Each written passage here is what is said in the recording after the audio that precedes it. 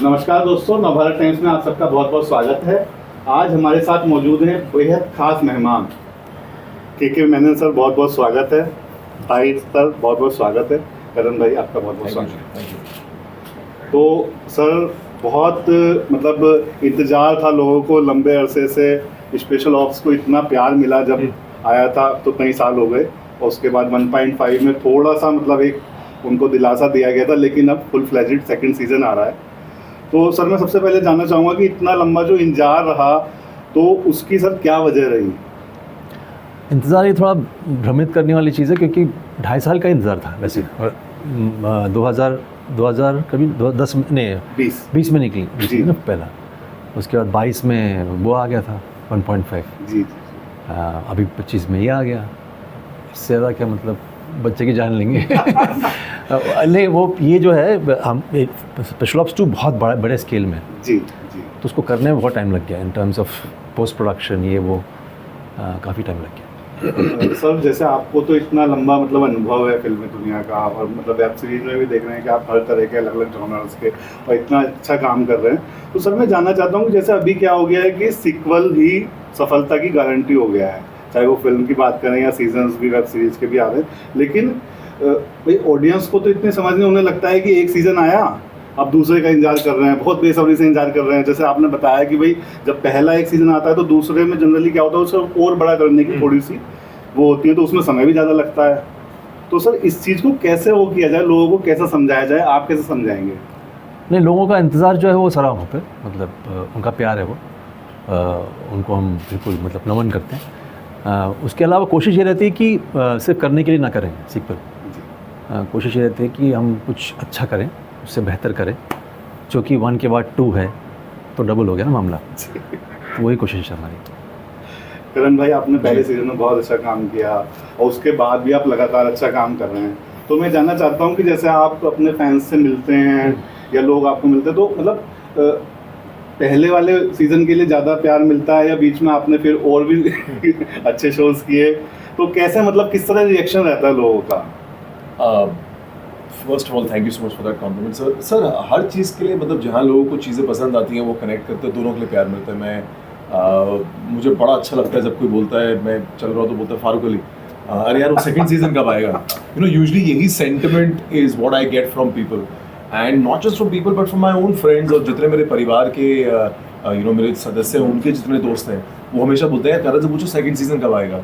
सो मेरे को बड़ा अच्छा लगता है। कोई मतलब अच्छा लगने की बात ही नहीं है उसमें।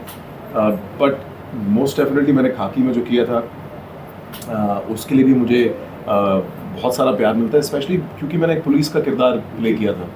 तो जब भी मैं किसी सिचुएशन में होता हूँ जहाँ आसपास पीपल इन यूनिफॉर्म होते हैं and they recognise because without a moustache में बड़ा अलग लगता हूँ, तो वो जैसे वो पहचानते हैं उनको बड़ा अच्छा होता है, क्योंकि someone represented them and there is a show that represents that part of the fraternity, जो खुद अगर आयरॉनिकली फ्राइडे के साथ ही था, नीरज सर ने उसको भी शो रन किया था। ताहिर भाई, आपने मतलब भाई, आप दोनों तो पहले से ही मतलब इतने चर्चित किरदार हैं शो में, आप मतलब एंट्री मार रहे हैं, तो आपको मतलब कितना चैलेंजिंग था आपके लिए, और क्या मन में मतलब कोई चिंताएं भी थी इस तरीके की कि मैं मतलब कैसे वो करूँगा? जी, सीज़न 1 मैंने एक ऑडियंस की एक तरह देखा था, और मुझे बहुत गर्व महसूस हुआ था कि एक इंडियन प्लेटफॉर्म पर एक हिंदुस्तानी शो इस स्केल पर बनाया जा सकता है। मैंने कभी सपने में भी नहीं सोचा था कि एक दिन मुझे नीरज पांडे सर का फ़ोन आ जाएगा और वो कहेंगे कि हम चाहते हैं कि आप सीज़न 2 में काम करें। थोड़ा सा प्रेशर था, पर अच्छे तरह का प्रेशर था, क्योंकि मैं हमेशा प्रेफर करूँगा कि मैं उस तरह के प्रोजेक्ट में जाऊँ जहाँ पर ऑडियंस बेसब्री से इंतज़ार कर रही है, क्योंकि वो अपने आप में किसी भी कलाकार के लिए एक कॉम्प्लीमेंट होता है। डर या चिंता तो बिल्कुल नहीं थी कि मैं किस तरह करूँगा, क्योंकि वो सब स्क्रिप्ट में ऑलरेडी था। और जब किरदार मुझे सुनाया गया तो मुझे कोई शक नहीं था कि ये डेफिनेटली जो है ये फिट होता है ओवरऑल कहानी में। और क्योंकि मैंने सीज़न 1 एक ऑडियंस की तरह देखा और सीज़न 2 में मैंने काम किया है, मैं ये पूरे यकीन के साथ कह सकता हूँ कि जो एक्शन है, एड्रेनलिन है और थ्रिल है सीज़न 2 का, वो जितना लोगों ने इंतज़ार किया है, बिल्कुल वो उनका वसूल हो जाएगा, वक्त पैसा दोनों। ठीक है सर, मैं आपसे जानना चाहूँगा कि मतलब जैसे आजकल बहुत सारे मतलब सीक्वल बन रहे हैं, चाहे फिल्मों की बात करें चाहे वेब सीरीज़ के सीजन्स की बात करें, तो कई बार क्या होता है कि जब सीज़न 2 की बात आती है तो उसमें एक निर्माताओं के, जब पहला सीज़न हिट हो गया तो निर्माताओं के ऊपर भी एक वो होता है कि उसको थोड़ा स्केल को बड़ा किया जाए, तो उसमें क्या होता है कि कई बार बड़ा चैलेंजिंग हो जाता है कि कई बार कहानी के साथ भी थोड़ा सा कॉम्प्रोमाइज़ हो जाता है या कुछ चीज़ें उस तरीके से सेट नहीं हो पाती। तो सर इस तरह की चीज़ों से मतलब कितनी चैलेंजिंग होती हैं, उनको कैसे डील किया जाता है? वो डील करने का मेरे पास कोई उपाय नहीं, बट इतना ही है कि सिद्धांत है वो ये है कि अगर आपके पास सीक्वल की कहानी है क्रिएटिवली तो करिएगा, अगर धंधे के तौर पे कर रहे हो तो फिर शायद वो डामाडोल मामला है। तो मुझे सेकंड करना है क्योंकि फर्स्ट में बिजनेस हुई थी और फिर मैं सेकंड वाला करूँगा, तो वो दैट्स अ बिजनेस डिसीजन, उसमें फिर गड़बड़ है, उसमें फिर वो क्रिएटिविटी जो मार खाती है। लेकिन अगर आपके पास कहानी हो और बहुत ही ठोस कहानी हो, बेधड़क करिएगा। तो सर मतलब वो पहले के टाइम में डिसाइड हो जाना चाहिए कि दूसरा बनाना है? हाँ, मतलब जो फिल्म मेकर है वही जानेगा ना उस बात को। जी जी जी। हम तो कलाकार हैं, हम तो बस। तो और सर- आपने, सॉरी टू कट यू, पर आपने शुरुआत में एक सवाल किया था कि लोगों को कैसे बताया जाए कि इतना वक्त क्यों लगता है। आज के दौर में इंस्टाग्राम की इतनी आदत हो गई है लोगों को कि उन्हें लगता है एक शो बनाना कभी कभी और एक इंस्टाग्राम का पोस्ट करना ऑलमोस्ट, मतलब रील और एक शो में फ़र्क नहीं आता। पर नीरज पांडे जो राइटर हैं वो करीब 1 साल लगा देते हैं रिसर्च और लिखने में, और मतलब जैसे कि आपने सीज़न 1 में देखा, मेरे हिसाब से कुछ भी अच्छा बनाने में थोड़ा समय लगता है। और मुझे नहीं लगता कि प्योरिस्ट मेकर्स नेसेसरली सोचते हैं कि बैकवर्ड्स कि पहले इसको बड़ा कैसे बनाएं फिर कहानी सोचा है। वो कहानी पहले सोचते हैं, उसके साथ थिंग्स कीप गेटिंग अटैच्ड और उससे वो शो और स्केल वगैरह बड़ा हो जाता है। मेरे ख्याल से इसलिए 1.5 भी बनी, पहली बार हमारी हिस्ट्री में 1.5 नाम। जी जी जी जी 1.5 भी रेगुलर हो गया कि हमने कर दिया उसके बाद, लेकिन उसके पहले कभी किसी को बोलो कि मैं 1 के बाद 1.5 बना रहा हूँ, वो हंसेंगे आपको। हमने कर दिए क्योंकि वो कहानी मौजूद थी, वो कहानी थी नीरज के पास, और वो कहानी इतनी लंबी नहीं थी कि वो दो करें उसको या 2 करें। तो if to be truthful, that's all.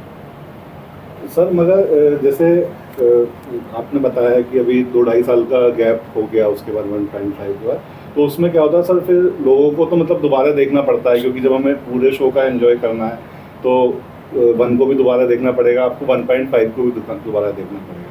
तो ऐसे सर आजकल क्या है कि इतना कंटेंट आ रहा है, इतनी सारी फिल्में आ रही है, इतनी सारी सीरीज आ रही है, तो मतलब एक लोगों के सामने एक बड़ा चैलेंज हो गया है कि उनको जो नया आ रहा है वो भी देखना है और उसको कनेक्ट करने के लिए पहले वाला भी देखना है। तो सर इस चैलेंज से कैसे उभरेंगे दर्शक? मज़ा है। हाँ, मैं तो मज़ा चैलेंज है, तो आई थिंक अच्छी बात है। अच्छी बात है, बहुत सारा परोसा गया है, आप चुन लीजिए। यार क्यों नहीं, आई फील बड़ा अच्छा लगता है एज एन इंडियन दैट कि अगर आप एज एन इंडियन इतना अच्छा कंटेंट बना रहे हैं कि जो ऑडियंस है उनको ये मार धाड़ हो रही है घर पे कि पहले क्या देखें, तो ये तो बड़ी अच्छी चीज़ है। आई फील इंडस्ट्री फ्लरिश करती है ऐसे। अरे सर मैं जानना चाहता हूँ कि मतलब आप भी कभी अपने जो ये सीज़न है इनको कभी एज ए ऑडियंस बैठ के, जैसे इतना समय हो जाता है बीच में, कभी देखते हैं? मैं तो ऑडियंस ही बन जाता हूँ उसके बाद, मैं तो कलाकार नहीं रहता हूँ। वो पता नहीं किसने कुछ क्या कर दिया पर्दे पे, वो देखता हूँ। वो इट्स एन इंडिविजुअल थिंग। मैं बहुत अपने आप को अटैच नहीं करता हूँ उससे, लेकिन कुछ लोग, I mean it's up to their growth, the way they want to grow in terms of what they are doing. मेरा तो वैसा नहीं है, वो दौर निकल चुका है शायद कि मैं अपने आप को देख के समझ रहा क्या मैंने कमाल क्या काम किया। हाँ, तो ये सारी चीज़ें नहीं होती है। अब थोड़ा सा शर्मा आता हूँ उस मामले में, लेकिन कर देता हूँ। और मुझे करते वक्त अगर मज़ा आया ना तो मैं बहुत तृप्ति मुझे मिलती है कि मैं, हाँ चल, मैंने संगत मेरा अच्छा था, हमने बहुत अच्छा काम किया उस वक्त जमा के। That's more important to me, क्योंकि वो 40-50 दिन वापस नहीं आने वाले हैं, तो मेरे लिए वो मायने रखता है। बाकी रिज़ल्ट जो है वो एग्ज़ाम की तरह है हमारा, है ना, वो आ गया चला गया, फेल हुए ठीक है, नेक्स्ट टाइम पास कर लेंगे भाई, उसमें कोई थोड़ी बात। सर आप भी देखते हैं कभी? पता है बड़ी फनी बात है, मुझे लगता है कि एक्टर्स ना अपना खुद का काम देखने से ना मतलब एक बड़ी अनकंफर्टेबल सी फीलिंग आती है, बिकॉज ये आपने शूट किया होगा 1-1.5 साल पहले, अब आप ये 1-1.5 साल बाद देख रहे हैं। एक तो आप ज़िंदगी में इमोशनली भी थोड़ा मैच्योर हो गए हैं, बढ़ गए हैं, आप एक्सपीरियंसेस में बढ़ गए हैं। तो आप जब अपना पुराना काम देखते हैं या कोई आपने शूट की हुई चीज़ 1-1.5 साल बाद देखते हैं, तो आपको लगता है यार आप रिलेट नहीं कर पाते, बिकॉज एक तो शूटिंग एक्सपीरियंस से भी आप थोड़े से इवॉल्व हो जाते हैं। सो वो एक डिफिकल्टी होती है, बट डेफिनेटली आप जब पहली बार देखते हैं तो you can't help yourself, और आप you watch it purely as an audience, क्योंकि एक नैरेटिव है वो। फाइनली जब बैकग्राउंड स्कोर सबके परफॉर्मेंसेस के साथ एक साथ जोड़ता है, तो आप पहले तो उसको ऑडियंस की तरह ही देखते हैं, फिर आप थोड़ा बहुत टू ट्राई एंड फाइंड कि मैं मैकेनिकली क्या चीज़ें बेटर कर सकता हूँ। मैं डेफिनेटली अपना काम वापस देखता हूँ जब मुझको लगता है कि मैं उस चीज़ से काफ़ी हद तक डिस्कनेक्ट हो गया हूँ, that I can go back to it, और मैं इसको ऑब्जेक्टिवली देख के हो सकता है कि कुछ मैकेनिकल चीज़ें जो मुझे लगता है मैं बेहतर कर सकता हूँ वो मैं सीखूँ। और सिर्फ मेरे से नहीं, मैं दूसरों की परफॉर्मेंस से भी सीखता हूँ, बिकॉज स्पेशली उस नैरेटिव में you can learn from other people around you in that. मैं जैसे कि आई थिंक लास्ट 3-4-5 दिन से ही बात बोल रहा हूँ कि के सर का मेरे को एक बड़ा सीन अच्छा लगा था, जिसके लिए मैंने जिस सीन से मैंने सीखा था, और वो तभी होता है जब आप एक शो को जिसका हिस्सा है उसको रिविजिट करते हैं, बिकॉज यू नो दैट एक नैरेटिव में where he is coming from, वो कसाब के साथ एक इंटरोगेशन का सीन है जहाँ ये ज़्यादा बोलते नहीं हैं पर बहुत ज़्यादा बोल जाते हैं, तो वो टैलेंट मेरे में नहीं था। वो इनकी तरह तो वैसे भी आज भी नहीं है, पर उसके लिए मैंने बॉम्बे में एक specially to kind of crack that, मैंने एक एक्टिंग ट्यूटर रखा था। मैं कहा यार ये चीज़ सीखनी है, और कहीं ना कहीं this is one scene whenever you have time you should watch and you can call me if you think I got somewhere close। खाकी में एक क्लाइमैक्स का सीन है जहाँ मेरा भी एक लास्ट डायलॉग है विद द एंटेगनिस्ट, और वो एक रिपार्टे है, तो I tried to use that somewhere to get better as an artist। So I'll say that to you। You tell me that, listen, Karan, you special sucked, ops 1 or भी you मैं were good। काफ़ी time के बाद मैंने देखी थी। अरे camera चालू, अरे हटाओ। तो मैंने इनको भी मतलब बाद में फ़ोन करके बताया कि यार अच्छा काम किया तुमने, so I was like actually sir का वो 3 महीने बाद बड़ा रैंडमली एक दिन फोन आया, and I was like K Menen calling. आज मैं अपनी बालकनी में गया था एंड मैं कहा हाँ जी सर, हाउ आर यू?